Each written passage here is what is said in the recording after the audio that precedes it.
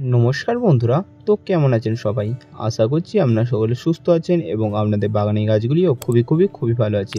তো টাইটেল আর থাম্বনেল দেখে আপনারা বুঝতেই পেরে গেছেন যে কী নিয়ে আজকের আমাদের ভিডিও। তো হ্যাঁ বন্ধুরা, আজকে আমাদের ভিডিওর মূল বিষয় হলো কিভাবে আপনারা দেশি জবা ফুলের গাছে প্রচুর ফুল আনতে পারবেন, পাশাপাশি গাছকে দ্বিগুণ গতিতে ঝাগড়া করে তুলতে পারবেন। আর দেশি জবার সবথেকে বড় যে সমস্যাটি সেটি হচ্ছে গাছের সমস্ত পাতা ও কুঁড়ি হলুদ হয়ে ঝরে যাচ্ছে। কী কারণে এই সমস্যাটি হচ্ছে, তো এটি নিয়ে আজকে আমি সমস্ত বিস্তারিত ভিডিওটি আলোচনা করব। আমি যেভাবে পরিচর্যা করতে বলবো এবং যে খাবারগুলি দিতে বলবো সেগুলি যদি আপনারা দেন, আশা করছি আপনাদের আর জবা গাছের একটি পাতা ও কুঁড়ি হলুদ হয়ে ঝরবে না। তার জন্য বন্ধুরা ভিডিওটি আপনারা কন্টিনিউ দেখতে থাকবেন, কারণ আপনারা যদি স্কিপ করে দেখেন সেক্ষেত্রে অনেক কিছু আপনারা মিস করে ফেলতে পারেন। তাই ভিডিওটি স্কিপ না করে ভিডিওটি সম্পূর্ণ দেখবেন। আর ভিডিওটি যদি ভালো লাগে অন্যান্য বন্ধুদের কাছে শেয়ার করবেন, যাতে তারাও খুব সহজে ছাদ বাগান করতে পারে। তো বন্ধুরা চলুন ভিডিওটি শুরু করা যাক এবং ভিডিওর মূল বিষয়টিতে আসা যাক।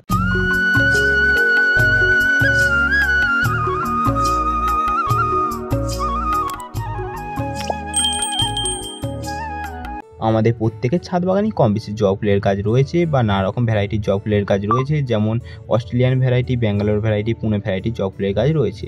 আজকে কোনো রকম হাইব্রিড ভ্যারাইটি নয়, আজকে সম্পূর্ণ নতুন একটি ভিডিও নিয়ে চলে এসেছি, যেটি হলো আপনারা কিভাবে দেশি জবা ফুলের গাছে প্রচুর ফুল আনবেন, পাশাপাশি কিভাবে এই জবা ফুলের গাছকে আমার গাছের মতো ঝাগড়া করে তুলতে পারবেন। এবং এই গাছের সবথেকে বড় যে সমস্যাটি হচ্ছে সেটি হচ্ছে আপনারা অনেকেই কমেন্ট করছিলেন যে এই জবা গাছের সমস্ত কুঁড়ি হলুদ হয়ে ঝরে যাচ্ছে। কী কারণেই বা আমাদের জবা গাছে এই সমস্যাটি হচ্ছে, কিভাবে পরিচর্যা করলে বা কী খাবার দিলে এই গাছে কুঁড়িগুলি ঝরে যাওয়া একদমই বন্ধ হয়ে যাবে। তো এই নিয়ে আজকে আমি সম্পূর্ণ ভিডিওটি শেয়ার করব, তার জন্য বন্ধুরা ভিডিওটি কন্টিনিউ দেখতে থাকবেন। তো বন্ধুরা চলুন আর বেশি দেরি না করে ভিডিওর মূল বিষয়টিতে আমরা চলে আসি। তো চলুন সবার প্রথম বিষয়টিতে আসা যাক যে কী কারণে আমাদের জবা গাছের সমস্ত কুঁড়ি ও পাতা হলুদ হয়ে ঝরে যাচ্ছে। জবা গাছের কুঁড়ি ও পাতা হলুদ হয়ে ঝরে যাওয়ার অনেক কয়েকটি কারণ হতে পারে। তার মধ্যে প্রথমটি হলো গাছকে অতিরিক্ত পরিমাণে সূর্যালোকে রাখা। এখন যেহেতু দেখবেন তাপমাত্রা প্রচুর পরিমাণে বাড়তে শুরু করেছে, প্রায় 37-38 ডিগ্রি পর্যন্ত চলে গিয়েছে, তাই এই সময় এসে দাঁড়িয়ে এই গাছটিকে একদমই ডাইরেক্ট সানলাইটে রাখা যাবে না। এই গাছকে যদি আপনারা একদম ডাইরেক্ট সানলাইটে রাখেন সেক্ষেত্রে গাছের কুঁড়ি একদম হলুদ হয়ে ঝরে যাবে। এই গাছকে আপনারা এমন জায়গায় রাখবেন যেখানে কমপক্ষে এই এপ্রিল মাসে এসে দাঁড়িয়ে আপনার গাছে যেন 2 থেকে 3 ঘন্টা রোদ পায় তাহলেই যথেষ্ট। আর আপনারা যদি এই গাছটিকে ডাইরেক্ট সানলাইটে রেখে দেন সেক্ষেত্রে দেখবেন গাছে আপনারা যতই পরিমাণে জল দেন না কেন গাছের সমস্ত কুঁড়ি ও পাতা হলুদ হয়ে ঝরে যাচ্ছে। তাই আপনারা কি করবেন, যদি সম্ভব হয় গাছটিকে সকালের বেলার দিকে যে রৌদ্রটা পায় সেই রৌদ্রটা খায় নিয়ে গাছটিকে সেরিয়ে নিয়ে চলে যাবেন। আর যদি সম্ভব না হয় আপনার বড় পাত্রে যদি এই গাছটিকে প্রতিস্থাপন করেছেন, গাছটিকে সরাবার অনেক ঝামেলা আছে, সেক্ষেত্রে আপনারা 2 থেকে 3 ঘন্টা রোদ পায় এরকম অংশে রাখার চেষ্টা করবেন, তাহলেই যথেষ্ট। তাহলে দেখবেন আপনাদের গাছের কুঁড়ি একটুও হলুদ হয়ে ঝরবে না। তো জবা গাছের কুঁড়ি হলুদ হয়ে ঝরে যাওয়ার আরও কয়েকটি কারণ হতে পারে। তার মধ্যে অন্যতম কয়েকটি কারণ হলো গাছে অতিরিক্ত পরিমাণে জল দিয়ে দেওয়া বা অতিরিক্ত কম পরিমাণে জল দিয়ে দেওয়া। আমরা অনেকেই আছি যারা নতুন ছাদ বাগানি আছি, তারা অনেকেই যে ভুলটি করে থাকে সেটি হচ্ছে গাছে একদম কম পরিমাণে জল দিয়ে দেন, যে কারণে গাছের কুঁড়ি হলুদ হয়ে ঝরে যায়, গাছের পাতা হলুদ হয়ে চলে যায়, গাছের পাতা নেতিয়ে পড়ে। এবং আপনাদের মধ্যে অনেকেই আছেন যারা গাছে একদম অতিরিক্ত পরিমাণে জল দিয়ে দেন, যাতে কি হয় গাছের গোড়ায় সারাক্ষণ জল জমে থাকে এবং অবশেষে গাছের কুঁড়ি হলুদ হয়ে ঝরে যায়, গাছের পাতা হলুদ হয়ে ঝরে যায়, পাশাপাশি গাছের যে শিকড়টি আছে তাতে ফাঙ্গাসের আক্রমণ দেখা দেয়। তাই আমরা এই কাজটি দুটো কাজই একদম এরকম করবো না। আমরা এই গাছে একদমই প্রয়োজনের তুলনায় একদম কম জল দেবো না বা প্রয়োজনের তুলনায় একদমই বেশি পরিমাণে জল দেবো না। এই গাছের যদি আপনারা কুঁড়ি ঝরা রোধ করতে চান বা পাশাপাশি গাছের পাতা হলুদ হয়ে ঝরে যাওয়া বন্ধ করতে চান এবং গাছের যে পাতাগুলি নেতিয়ে পড়ছে সেটি বন্ধ করতে চান, আপনাদেরকে এই গাছের গোড়াটিকে ময়েশ্চার বা স্যাঁতসেঁতে ভাব বজায় রাখতে হবে। কারণ এই সময় এসে দাঁড়িয়ে যেহেতু তাপমাত্রা বাড়ছে, পাশাপাশি সূর্যের রৌদ্রের টেম্পারেচারও বাড়ছে, তাই এই সময় এসে দাঁড়িয়ে যদি আপনার গাছের গোড়াটি একদম শুকনো রেখে দেন, গাছের সমস্ত কুঁড়ি হলুদ হয়ে ঝরে যাবে, যে রকম খাবারই দিয়ে দেন না কেন। তাই আপনারা এই সময় এসে দাঁড়িয়ে আপনারা গাছের গোড়াটিকে ময়েশ্চার রাখার চেষ্টা করবেন। তো গাছের গোড়ায় ময়েশ্চার রাখতে আপনাকে কি করতে হবে, গাছে আপনারা দুবেলা করে জল দিতে হবে। সকালে একবার আপনারা জল দেবেন আর বিকালবেলা বা সন্ধ্যাবেলা করে আপনারা একবার জল দেবেন, তাহলে দেখবেন আপনার গাছের গোড়াটা ময়েশ্চার থাকবে আর আপনার গাছের গোড়া একদমই বারে শুকাবে না। আর সবথেকে ভালো হয় যখন আপনার গাছে জল দেবেন গাছের গোড়া মাটি ডেকে নেবেন, যদি মনে হয় গাছে জল দেওয়ার মতো মাটিটি শুকিয়েছে তখনই আপনারা জল দেবেন। গাছে একদমই যখন দেখবেন গাছের গোড়াটি একদম কাদা আছে তখন আপনারা জল দেবেন না, তাহলে অনেক সময় কুঁড়ি হলুদ হয়ে ঝরে যায় বা গাছে অতিরিক্ত পরিমাণে জল দিয়ে দিলে গাছের কুঁড়ি হলুদ হয়ে ঝরে যায়। আর যখনই দেখবেন এই জলের ব্যাপারটিকে আপনারা ঠিকঠাক বুঝে নেবেন, তখনই দেখবেন আর গাছের কুঁড়ি হলুদ হয়ে ঝরবে না, তাহলেই দেখবেন আপনাদের সমস্ত কুঁড়ি গাছে সেট হয়ে যাবে। জবা গাছের কুঁড়ি হলুদ হয়ে যাওয়ার আরও অন্যতম একটি কারণ হলো সেটি হচ্ছে গাছে খাদ্যের অভাব বা গাছে পটাশিয়ামের অভাব। আমরা অনেকেই আছি যারা গাছে একদমই কম পরিমাণে খাবার দিই, এই কাজটি একদমই করা চলবে না। গাছে প্রয়োজন অনুযায়ী গাছে খাবার দিতে হবে, তাই আমরা সপ্তাহে একবার করে গাছে পটাশযুক্ত খাবার দেবো। কারণ গাছে অনেক সময় পটাশিয়ামের অভাব দেখা দিলে গাছের সমস্ত কুঁড়ি হলুদ হয়ে ঝরে যায়, গাছের পাতাও হলুদ হয়ে ঝরে যায়। তাই আপনারা অর্গানিক হিসেবে পটাশযুক্ত খাবার হিসেবে একটি দিতে পারেন, যেটি হচ্ছে কলার খোসা পচানো জল আপনারা গাছে দিতে পারেন। কলার খোসাটিকে আপনারা কুচি কুচি করে কেটে নেবেন এবং সেটিকে আপনারা কমপক্ষে 1 সপ্তাহ পচিয়ে নিয়ে সেটিকে খুব ভালোভাবে ছেঁকে নিয়ে সেটির সঙ্গে অর্ধেক প্লেন জল মিশিয়ে সেটিকে আপনারা গাছে ব্যবহার করতে পারেন। এটি হচ্ছে একদম অর্গানিক পটাশিয়াম। কলার খোসার মধ্যে আছে প্রচুর পটাশিয়াম।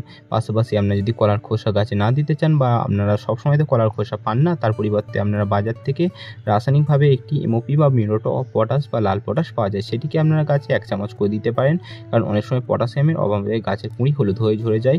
পাশাপাশি গাছে নাইট্রোজেন অভাব দেখা দিলেও গাছে কুঁড়ি হলুদ হয়ে ঝরে যায়। তাই নাইট্রোজেনযুক্ত খাবার হিসেবে যেটি আপনারা দিতে পারেন সেটি হচ্ছে মাস্টার্ড কেক ফার্টিলাইজার বা সরিষার খোল পচানো জল গাছে দিতে পারেন। সরিষার খোলটিকে খুব ভালোভাবে 1 সপ্তাহ জল দিয়ে পচে নেওয়ার পর সেটির সঙ্গে একদম সমপরিমাণ জল মিশিয়ে সেটিকে পাতলা করে গুলে আপনারা সেটিকে গাছে প্রয়োগ করবেন। আর অবশ্যই সেটিকে যেন আপনারা একদম গাঢ়ভাবে গাছে দেবেন না, সেটির সঙ্গে আপনারা 2 ভাগ জল মিশিয়ে সেটিকে আপনারা গাছে প্রয়োগ করবেন। তো নাইট্রোজেনযুক্ত খাবার যদি আপনারা যখন দেবেন তখনই দেখবেন গাছের পাতা আমার মতো সবুজ হয়ে উঠতে শুরু করবে, পাশাপাশি গাছের গ্রোথও খুব সুন্দর হবে। তো আপনারা সপ্তাহে 1 বার করে আপনারা কলার খোসা পচানো জল দিতে পারেন এবং সপ্তাহে 1 বার করে সরিষার খোল পচানো জল গাছে দিতে পারেন। এরপর চলুন আমরা পরবর্তী বিষয়টিতে আসি যে আমরা জবা ফুলের গাছকে দ্রুত গতিতে ঝাঁকড়া করে তুলব কিভাবে। আপনাদের মধ্যে অনেক বন্ধুরা কমেন্ট করছিলেন যে তাদের বাড়িতে জবা ফুলের গাছ রয়েছে এবং তাতে একদমই ফুল নেই, পাশাপাশি গাছ একদমই ঝাঁকড়া নয়, গাছে কয়েকটি ডালপালা রয়েছে।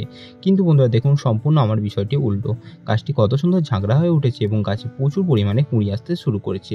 তো কিভাবে আমি আমার গাছকে ঝাঁকড়া করে তুলেছি? তো আমি আমার গাছটিকে ঝাঁকড়া করে তুলেছি যেটি হচ্ছে আমি আমার গাছটিকে 1 থেকে 1.5 মাস আগে হার্ড প্রুনিং করেছিলাম। তো আপনাদের যাদের গাছও একদমই কুঁড়ি আসছে না বা গাছ একদমই ঝাঁকড়া হচ্ছে না, তারা কি করবেন, গাছের একদম মোটা যে ডালগুলিকে আছে সেটিকে আপনারা হার্ড প্রুনিং করে দেবেন।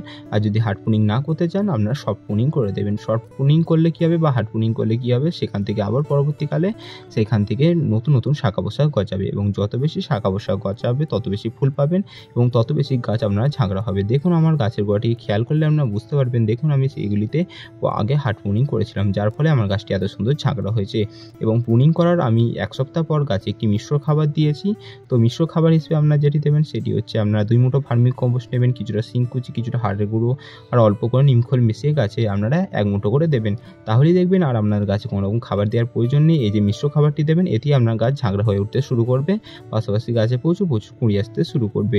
আর আপনাদের যাদের গাছ একদমই ঝাঁকড়া নয়, গাছে একদমই বেশি ফুল আসছে না, তারা আপনারা কি করবেন, এখনও পর্যন্ত সময় আছে, আপনারা গাছটিকে প্রুনিং করে দিন। প্রুনিং করলেই দেখবেন দেখুন আমার গাছের মতো আপনাদের গাছেও প্রচুর ফুল আসতে শুরু করবে এবং গাছ দ্রুত ঝাঁকড়া হয়ে উঠবে।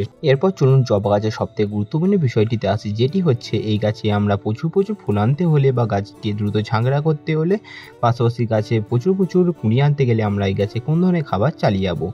এখানে খাবার বলতে আমি এখানে খাবারকে 2টি পর্যায়ে ভাগ করেছি। প্রথমটি হলো তরল খাবার এবং পরবর্তীটি হলো মিশ্র খাবার। তো সবার প্রথমে আসি যে এই গাছে আমরা প্রচুর কুঁড়ি আনতে গেলে এবং গাছকে ঝাঁকড়া করে তুলতে গেলে আমরা এই গাছে কোন ধরনের খাবার চালিয়ে যাবো।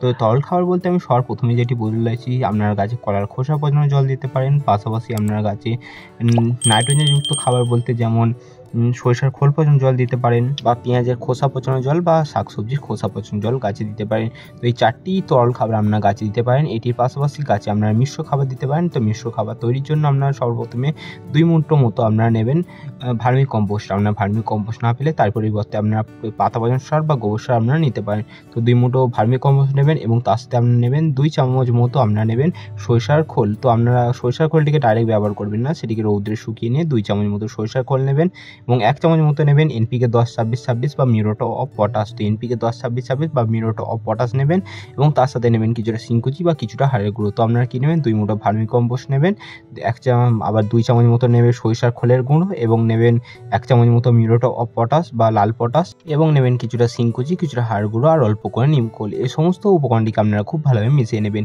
তো আপনারা এখানে খাবার বলতে কোনগুলো নেবেন আরও একবার বলে দিই। আপনারা নেবেন 2 মুঠো ভার্মি কম্পোস্ট আর 2 চামচ মতো নেবেন সরিষার খোলের গুঁড়ো আর আপনারা নেবেন মিউরেট অফ পটাশ বা লাল পটাশ আর নেবেন আপনারা শিংকুচি আর হাড় গুঁড়ো আর নিমখোল। এই সমস্ত উপকরণটিকে খুব ভালোভাবে মিশিয়ে নিয়ে আপনারা প্রতি গাছে টব হিসেবে গাছে 1 মুঠো করে ব্যবহার করবেন। আর অবশ্যই গাছে খাবারটি দিয়ে দেওয়ার আগে গাছের গোড়া মাটিটি খুঁচিয়ে নেবেন এবং গাছে খাবারটি দিয়ে দেবেন। এই খাবারটি দেওয়ার পর আপনারা গাছে নোটিস করবেন, দেবেন গাছের গ্রোথটি কত সুন্দর হয়। আমি আমার গাছের প্রুনিং করার পরে এই খাবারটি দিয়েছিলাম, যার ফলে দেখুন গাছের গ্রোথ কত সুন্দর হয়েছে, গাছ দ্রুত ঝাঁকড়া হয়েছে, পাশাপাশি গাছে প্রচুর ফুল আসতে শুরু করবে। তো এই খাবারটিকে আপনারা মাসে 1 বার করে গাছে ব্যবহার করবেন তাহলেই যথেষ্ট। আর এই যে তরল খাবারগুলিকে বললাম সেটিকে আপনারা সপ্তাহে একবার করে ব্যবহার করবেন। তো এই তরল খাবারগুলিকে গাছে আপনারা অল্টারনেট করে ব্যবহার করতে পারেন। তো বন্ধুরা, ভিডিওটি কেমন লাগলো অবশ্যই কমেন্ট করে জানাবেন। চ্যানেলে কোনো নতুন বন্ধু হয়ে থাকলে অবশ্যই করে আপনারা আমার চ্যানেলটিকে সাবস্ক্রাইব করে নেবেন। তো বন্ধুরা, দেখা হচ্ছে আবার অন্য কোনো ভিডিও নিয়ে। ততক্ষণ সুস্থ থাকবেন, ভালো থাকবেন এবং আমার ভিডিও দেখতে থাকবেন।